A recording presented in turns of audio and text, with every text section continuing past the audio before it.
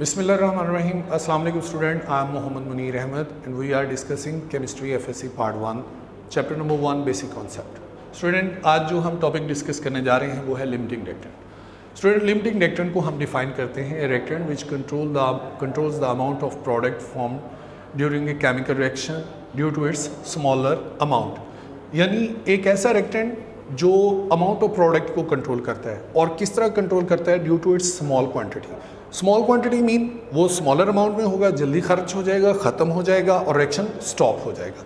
यहाँ पर important point जो आपने नोट करना है स्टूडेंट वो ये है कि लिमिटिंग रिएक्टेंट की टर्म हम इस्तेमाल करते हैं उस रिएक्टेंट के लिए जो लेसर अमाउंट में प्रेजेंट होता है. इसके साथ हम बाकी तमाम के लिए जो टर्म इस्तेमाल करते हैं वो है नॉन लिमिटिंग रिएक्टेंट और एक्सेस रिएक्टेंट. यानी ऐसे रिएक्टेंट जो एक्सेस अमाउंट में होते हैं और रिएक्शन के कंप्लीट होने के बाद उनकी क्वांटिटी जो है वो बच जाती है, उसके लिए हम नॉन लिमिटिंग रिएक्टेंट और एक्सेस रिएक्टेंट की टर्म इस्तेमाल करते हैं. इसको अंडरस्टैंड करने के लिए स्टूडेंट हम कॉमन लाइफ से कुछ एग्जांपल हम पहले डिस्कस करते हैं. उसमें सबसे पहले हम बात करते हैं, हम रूटीन में खाना खाते हैं और खाना एक प्रोसेस है जिसके अंदर हम दोनों चीज़ इस्तेमाल करते हैं, चपातियों के साथ सालन. अब हम जब खाने का प्रोसेस है वो कब तक जारी रहेगा? जब तक हमारे पास ये दोनों चीज़ें मौजूद हैं, हम इसको इसके साथ इस्तेमाल करते रहें. सपोज़ हमारे पास चपातियाँ ख़त्म हो जाती हैं तो खाने का प्रोसेस भी स्टॉप हो जाएगा. इट मीन्स कि चपातियों की वजह से मैं लिमिट हो गया हूँ, मुझे ये प्रोसेस रोकना, खाने का प्रोसेस स्टॉप करना पड़ा, तो मेरा लिमिटिंग रिएक्टेंट जो इस एग्जाम्पल के अंदर वो चपाती है. इसी तरह हम कॉमन लाइफ से एक एग्जांपल जो आपकी बुक में भी डिस्कस की हुई है वो है सैंडविच मेकिंग. हम सैंडविच बनाते हैं, उसमें हमारे पास हम स्लाइसेस इस्तेमाल करते हैं ब्रेड के. सपोज हमारे पास 58 स्लाइसेस हैं और वी हैव 30 कबाब्स. अब ये हमारे पास 58 स्लाइसेस हैं और 30 कबाब हैं. हमें पता है कि हम जब सैंडविच बनाते हैं तो 2 स्लाइसेस के साथ हम एक कबाब इस्तेमाल करते हैं. इट मीन्स हर एक सैंडविच में हमारे पास 2 स्लाइस इस्तेमाल हो रहे हैं और हमारे पास एक कबाब इस्तेमाल हो रहा है. अब आफ्टर 29 सैंडविचेस के बाद यह फिनोमेना स्टॉप हो जाएगा. इसमें हमारे पास लिमिटिंग रिएक्टेंट कौन सा है जो हमें स्टॉप करवा रहा है? स्लाइसेस. कैसे? अगर आप देखिए 29 के अंदर हमारे पास हर एक सैंडविच में 2 स्लाइस इस्तेमाल हो रहे हैं, तो 29 के अंदर 58 स्लाइसेस सारे के सारे कंज्यूम हो गए. और नॉन लिमिटिंग रिएक्टेंट हमारे पास क्या है? कबाब. कैसे? 29 के अंदर आउट ऑफ 30 हमारे पास 1 कबाब जो है वो लेफ्ट बिहाइंड. इसका मतलब हमारे पास इस कॉमन एग्जाम्पल में नॉन लिमिटिंग रिएक्टेंट कबाब है और जो हमारे पास लिमिटिंग रिएक्टेंट है वो स्लाइस के. ओके स्टूडेंट, अब हम केमिस्ट्री के रेफरेंस से कुछ एग्जाम्पल्स को डिस्कस करते हैं. उसमें जो एक एग्जाम्पल आपकी बुक में कोट की है वो फॉर्मेशन ऑफ वाटर की है. उसमें हमें number of moles of hydrogen provide किया गया है, वो है 2 मोल्स और 2 मोल्स का मैस हमारे पास जो है वो 4 ग्राम है.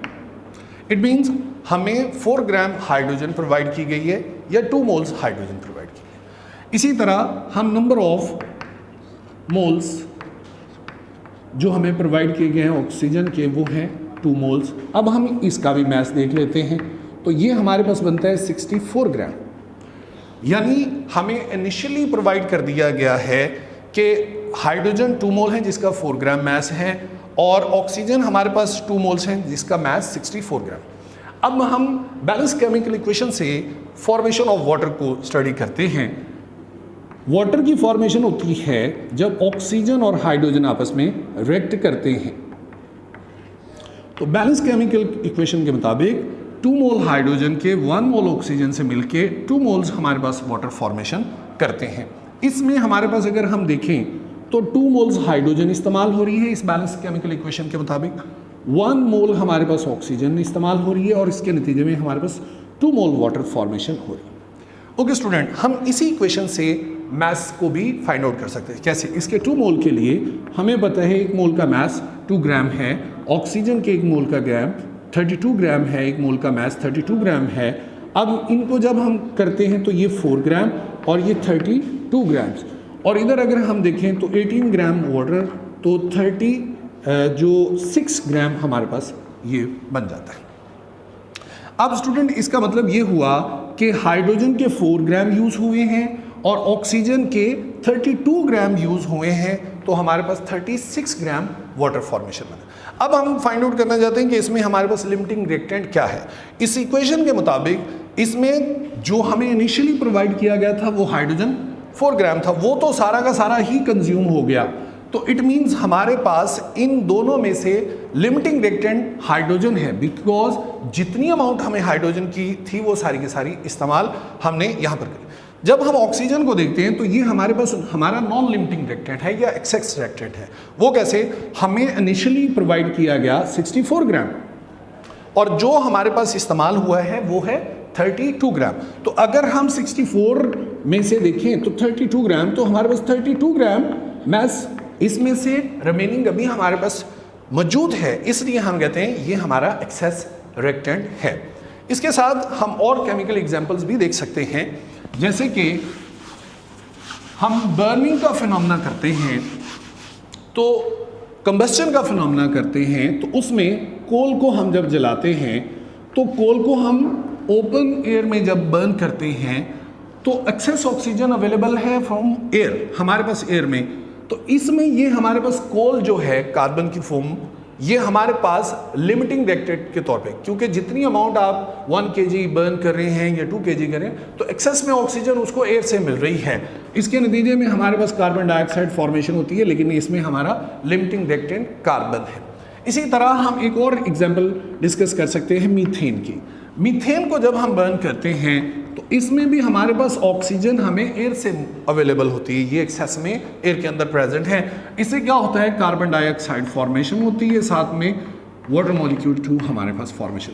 इसमें भी हमारे पास लिमिटिंग रिएक्टेंट मीथेन और इसमें लिमिटिंग रिएक्टेंट हमारे पास क्या है? कोक है। इसी तरह स्टूडेंट आप गाड़ी के अंदर भी इंजन के अंदर कंबस्चन का फिनोमेना हो रहा होता है, उसमें हमारे पास एयर जो है वो एयर के अंदर से ऑक्सीजन हमें अवेलेबल हो रही होती है और फ्यूल हमारे पास हम खुद डलवाते हैं। इसीलिए आपने ऑब्जर्व किया जैसे ही फ्यूल ख़त्म होता है तो कंबस्चन इंजन के अंदर फिनोमेना स्टॉप हो जाता है और गाड़ी भी हमारे पास है, तो उसमें हमारे पास लिमिटिंग रिएक्टेंट फ्यूल पेट्रोल के तौर पे जो हम कहते हैं वो लिमिटिंग रिएक्टेंट है। जैसे ही वो ख़त्म होगा कंबस्चन भी फिनोमेना फिनिश। अब स्टूडेंट हम लिमिटिंग रिएक्टेंट को कैसे आइडेंटिफाई कर सकते हैं? उसके लिए हमारे पास 3 स्टेप्स हैं जिनको हम अभी डिस्कस करते हैं। Identification of limiting reactant. उसके लिए सबसे पहले हमारे पास क्या है? हम कैलकुलेट करते हैं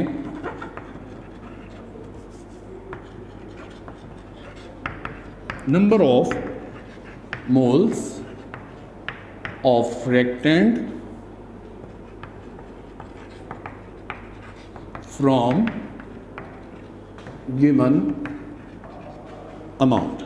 जो हमारे पास गिवन अमाउंट है उसको हम पहले नंबर ऑफ मोल्स में कन्वर्ट कर लेते हैं, तमाम के तमाम रिएक्टेंट। फिर find the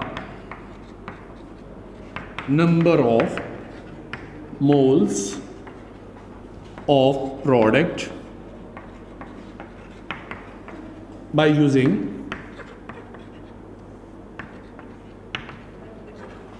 balance chemical equation.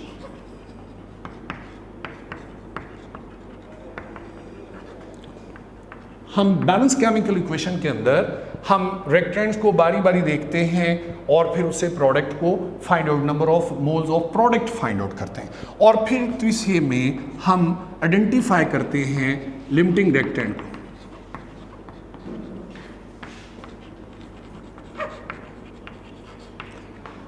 Identify limiting reactant को हम कैसे फाइंड आउट करते हैं? Identify the limiting reactant.